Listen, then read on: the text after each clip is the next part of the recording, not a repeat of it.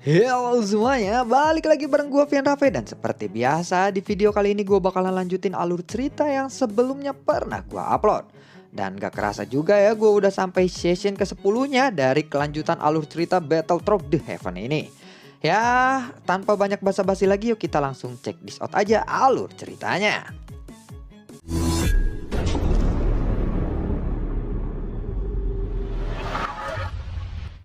Di episode sebelumnya, setelah Xiaoyan berhasil menguasai teknik dari generasi ketujuh hanya dalam waktu kurang dari 1 hari, saat ini Xiaoyan langsung menginjakan kakinya di rantai besi dan mengarah ke gedung senior generasi ke-6.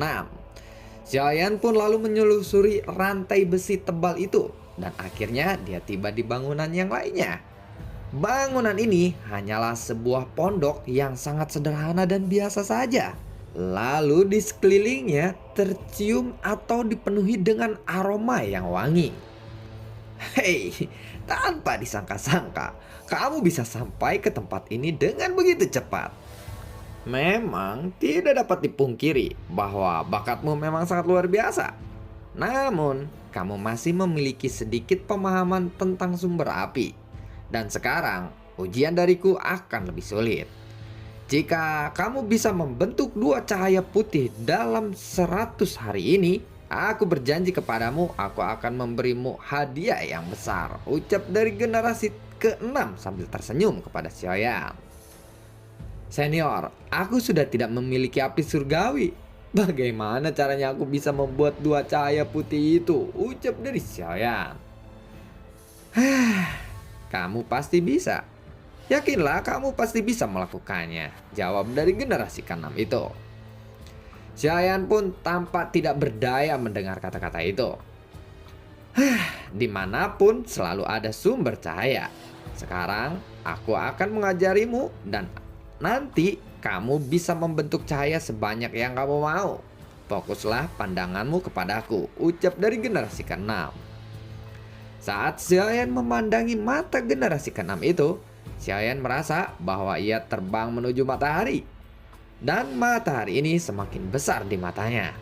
Ketika cahaya itu memasuki matanya, ada bintik hitam yang bertebaran di sekitarnya. Xiaoyan pun kembali ke tubuhnya lagi. Hei, apakah kamu melihatnya? Bintik hitam matahari dalam cahaya itu. Selama kamu bisa melihatnya, pemahamanmu akan meningkat. Kamu akan berhasil menguasai kekuatan sumber nyala api, ucap dari generasi ke-6. Xiaoyan pun lalu mengangguk dan menghela nafas panjang. Ayo cepatlah, masih ada 5 ujian lagi setelah ini. Jalanmu masih panjang. Jika kamu bisa melewati ujian dari alam dewa ini, aku yakin bahwa kamu benar-benar akan menjadi dewa dan generasi berikutnya, ucap dari generasi ke-6. Xiaoyan pun segera duduk dan mengangkat kepalanya untuk melihat 7 putaran matahari di langit. Cahaya yang sangat kuat menembus ke matanya. Jika itu adalah orang biasa, maka cahaya itu akan membuatnya menjadi buta seumur hidupnya.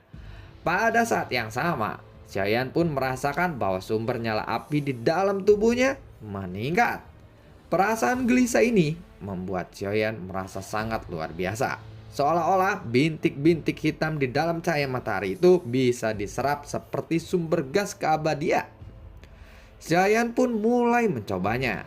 Dengan mata terbuka, Xiaoyan langsung merasa bahwa bintik hitam dari matahari itu telah memasuki matanya.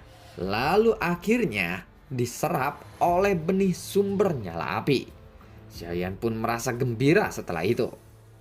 Bocah ini dalam waktu singkat dia bisa menguasainya. Bakatnya sungguh mengerikan, ucap dari generasi ke-6 saat menatap Xiaoyan. Sayangnya, setelah beberapa kali mencobanya, Xiaoyan tampak kesulitan. Xiaoyan lalu bergumam di dalam hatinya. Apakah jari forgositosisku bisa menyerap bintik matahari di dalam cahaya itu? Ucap Xiaoyan di dalam hatinya. Xiaoyan pun berniat untuk mencobanya. Dalam pertempuran dengan Mouning, Xiaoyan juga memanfaatkan pencerahan soal jari-jari forgositosisnya. Ketika pikiran Xiaoyan bergerak, ia mulai merasakan kekuatan hisap dari jari-jarinya. Xiaoyan pun perlahan mengangkat tangannya. Apa yang dia lakukan? Apakah ada cara lain selain menggunakan mata untuk menyerap cahaya itu? Bocah ini terlalu misterius. Aku akan mengamatinya, ucap dari generasi ke-6. Lalu Xiaoyan pun mengangkat jarinya untuk menghalangi matanya dari cahaya. Jika kamu melakukan itu, bagaimana bisa kamu mengangkat kecepatan penyerapan cahaya ini? Ucap dari generasi ke-6. Generasi ke-6 pun lalu berjalan di belakang Xiaoyan. Dia memegang janggutnya dan memikirkan tindakan Xiaoyan. Entah apa yang akan dilakukan Xiaoyan kali ini, dia tidak memahaminya.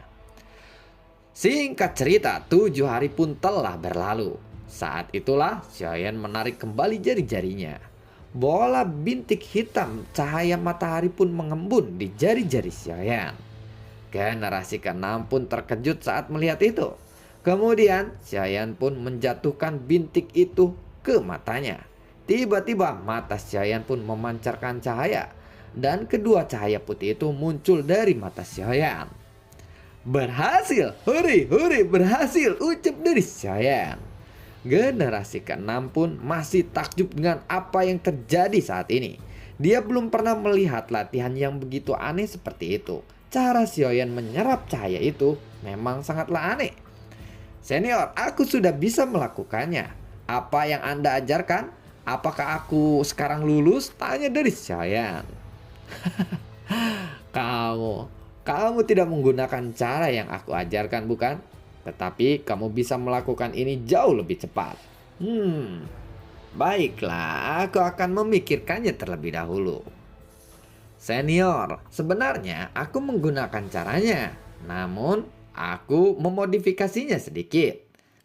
Apakah ada masalah dengan itu? Tanya dari saya. Baiklah kalau begitu. Sebenarnya apa yang ada pada jarimu itu? Tanya dari generasi ke-6. Tidak apa-apa. Tidak ada apa-apa dalam jariku, ucap dari Xiaoyan. Jelas Xiaoyan juga tidak tahu asal muasal dari jari yang dia miliki. Jadi Xiaoyan pun tidak perlu menjelaskannya. Ayolah, cepat jelaskan kepadaku. Nanti aku akan memberimu 20 bunga Yan-Yang, ucap dari generasi ke-6. Mendengar itu lalu Xiaoyan pun dengan hati-hati merenungkan ini. 20 bunga Yan-Yang ya. Tapi aku benar-benar tidak tahu harus memulainya dari mana, ucap dari Xiaoyan. Kalau begitu aku akan memberimu 30 bunga Yan-Yang, ucap dari generasi ke-6. Aduh senior, Anda pasti tahu bahwa tidak semua hal bisa Anda ketahui, jawab dari Xiaoyan. 40 bunga Yan-Yang, bagaimana? Ucap dari generasi ke-6. Senior, aku benar-benar tidak tahu harus menjelaskannya seperti apa. Aku hanya merasa bahwa jariku ini dapat menyerap banyak energi. Hanya begitu saja yang aku bisa jelaskan kepadamu saat ini, ucap dari Xiaoyan. Tunggu dulu, ini belum pernah terjadi sebelumnya. Bagaimana mungkin jari-jari bisa menelan bintik cahaya matahari? Ini sangatlah luar biasa. Apakah kamu membohongiku? Ucap dari generasi ke-6. Xiaoyan pun lalu mengangkat tangannya setelah itu. Hei bocah bau, apakah kamu ingin membunuhku dengan cara seperti itu? Ucap dari generasi ke-6. Maafkan aku senior, aku harap dengan itu kamu bisa mempercayaiku. Dan aku sudah tidak punya banyak waktu, ucap dari Xiaoyan sambil bergerak menuju bangunan berikutnya. Sepertinya bocah itu benar-benar akan menjadi dewa, ucap dari generasi ke-6. Pada saat ini Xiaoyan tidak tahu bahwa sebenarnya 7 leluhurnya telah memulai dialog yang sangat sengit saat melihat kemampuan Xiaoyan itu. Dan Xiaoyan pun sekarang sedang berjalan perlahan menuju bangunan berikutnya melewati rantai besi. Xiaoyan mengarah ke bangunan generasi ke-5 pada saat ini. Xiaoyan pun baru saja mencapai setengah perjalanannya. Dan ada beberapa fluktuasi aneh muncul di depannya. Kemudian dia melihat selusin sosok yang muncul di atas rantai besi tidak jauh dari Xiaoyan. Sosok-sosok itu dengan cepat melesat ke arah Xiaoyan. Xiaoyan lalu mencoba merasakan kekuatan dari sosok-sosok yang melesat ke arahnya. Namun Xiaoyan bisa merasakan bahwa sosok-sosok itu adalah sebuah mayat ataupun boneka. Generasi ke-9, ujian dariku untukmu adalah menghadapi mayat api tanpa wajah itu. Bunuh mereka semua dan kamu akan lulus dari ujianku, ucap dari generasi kelima yang menghadangnya. Xiaoyan pun langsung berhenti dan melihat sosok-sosok mayat api yang tidak berwajah mendekatinya. Xiaoyan tahu bahwa sosok-sosok mayat api tanpa wajah ini sama sekali bukanlah musuh yang mudah untuk dikalahkan. Namun Xiaoyan tidak takut. Setelah menerobos ke tahap pertengahan Douxian bintang 8, Xiaoyan tidak punya cukup waktu untuk beradaptasi dengan kekuatan barunya ini. Tidak hanya itu, Xiaoyan juga telah kehilangan api surgawinya. Dan ini membuat Xiaoyan tidak terbiasa.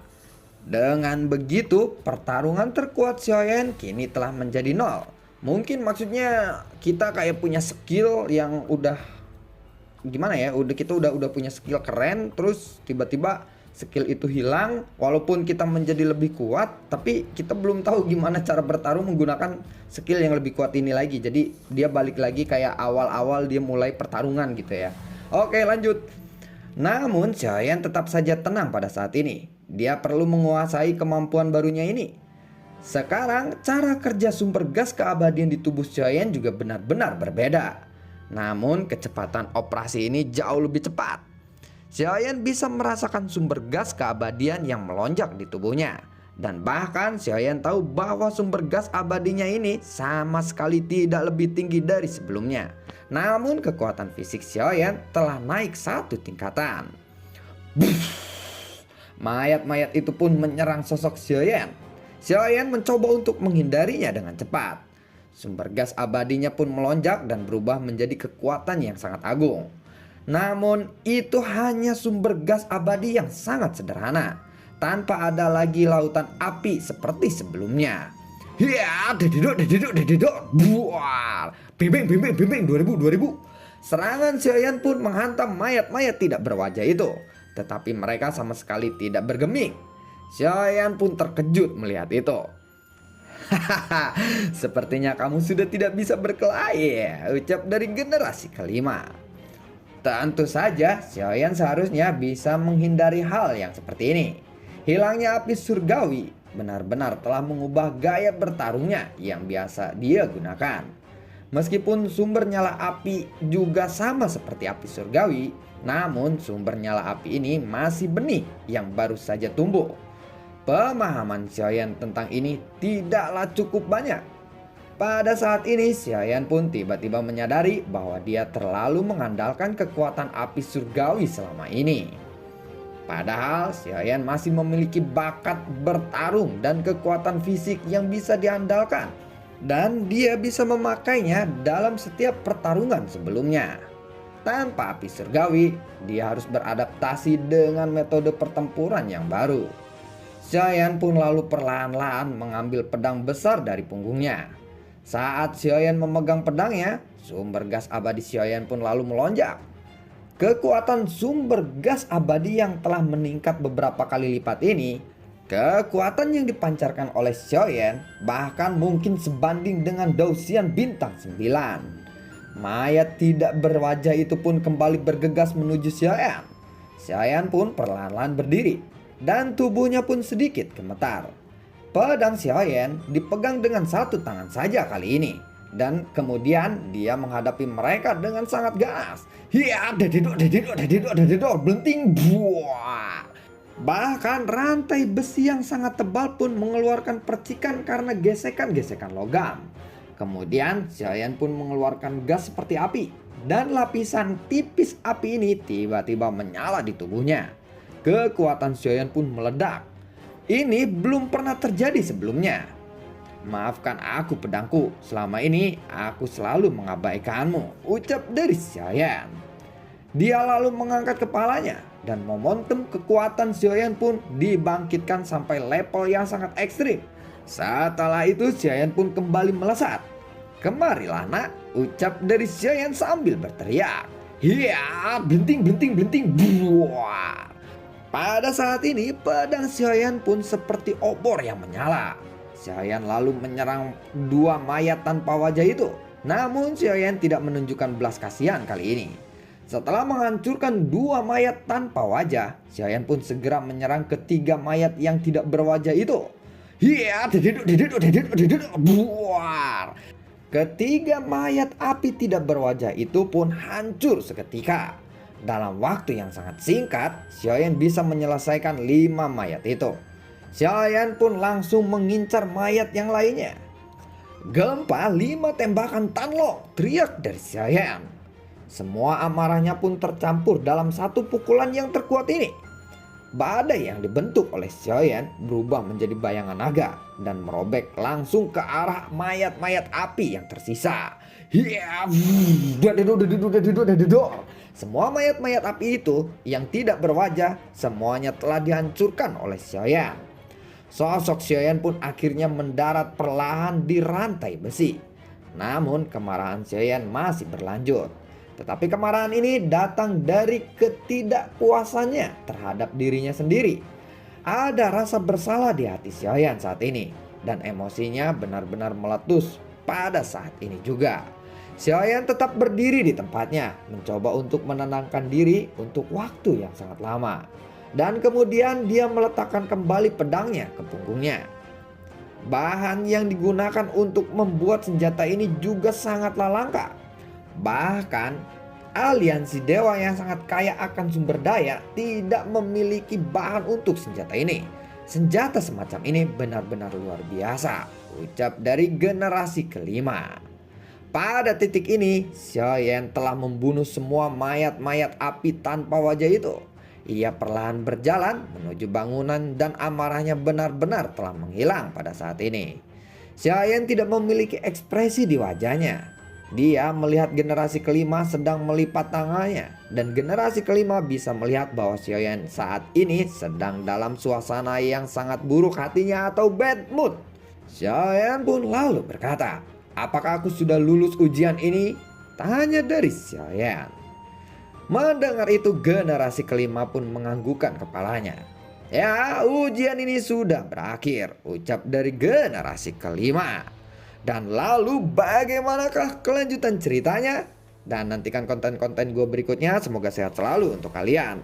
Selanjutnya Xiaoyan akan berhadapan dengan generasi keempat ya. Dan semoga saja itu akan lebih menarik dan lebih seru lagi.